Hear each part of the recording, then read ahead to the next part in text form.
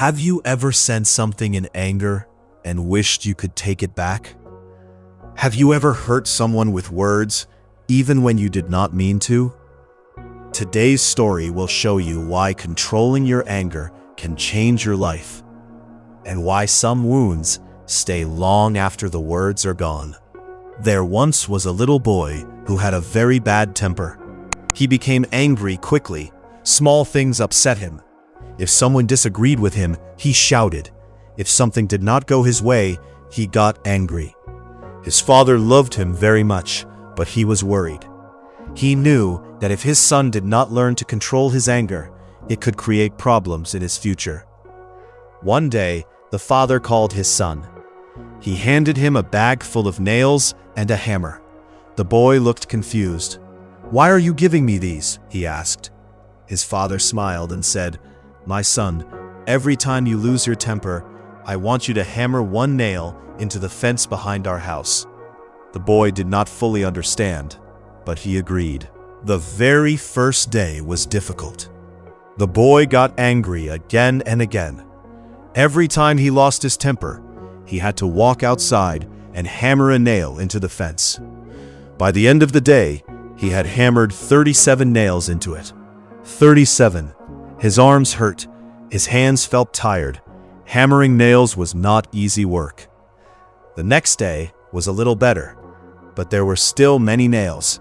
Then another day passed, and another. Weeks went by. Slowly, the boy started noticing something. It was easier to control his anger than to keep hammering nails into the fence. Whenever he felt anger rising inside him, he stopped and thought, "Do I really want to hammer another nail?"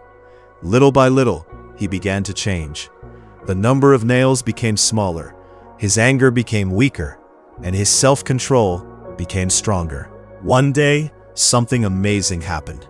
The boy went through the entire day without losing his temper, even once. Not a single time. He was excited. He ran to his father and said, "Father, I did it. I didn't lose my temper today." His father smiled proudly. He placed his hand on the boy's shoulder and said, "That is wonderful, my son." Then he gave him a new challenge. "Now, every day that you control your temper, pull one nail out of the fence." The boy liked the idea. Every successful day, he removed one nail. One by one, day after day, week after week, the nails slowly disappeared. The boy continued working hard. He learned patience. He learned self-control. He learned to think before speaking. And finally, the day came when there were no nails left in the fence, not even one. The boy felt proud of himself. He rushed to his father once again. "Father," he shouted happily, "all the nails are gone." His father smiled and nodded. Then he took his son by the hand. Together, they walked to the fence. The father stood quietly for a moment. Then he pointed at the wood. "My son," he said gently, "you have done very well. You worked hard. You learned to control your anger, and I am proud of you." The boy smiled, but then his father pointed again. "Look closely at the fence." The boy looked. At first, he did not understand. Then he saw it. The fence was full of holes. The nails were gone, but the holes remained. The wood would never be the same again. The father looked into his son's eyes and said, "My son, anger is like these nails. When you say hurtful things in anger, you leave scars in people's hearts. You may say sorry later. You may regret your words, but sometimes the damage remains." The boy listened carefully. His father's voice became softer. "Imagine putting a knife into someone and then pulling it out. Even if you remove the knife, the wound is still there. In the same way, angry words can leave wounds that are difficult to heal." The boy looked at the fence again. Now he finally understood. This lesson was not about nails. It was not about a fence. It was about people.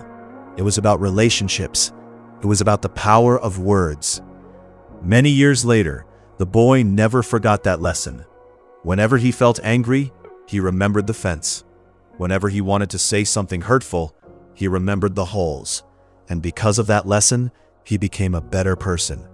He became kinder, more patient, more understanding. He learned that true strength is not shouting louder than others. True strength is controlling yourself when anger tries to control you. My friend, all of us get angry sometimes. Anger is a normal emotion, but what we do with that anger matters. A few angry words can break trust. A few angry moments can damage a friendship. A few angry decisions can create regret that lasts for years. Before you speak when you are angry, stop for a moment. Think. Ask yourself, will my words help or will they leave a hole in someone's heart? Because once words leave your mouth, you cannot take them back.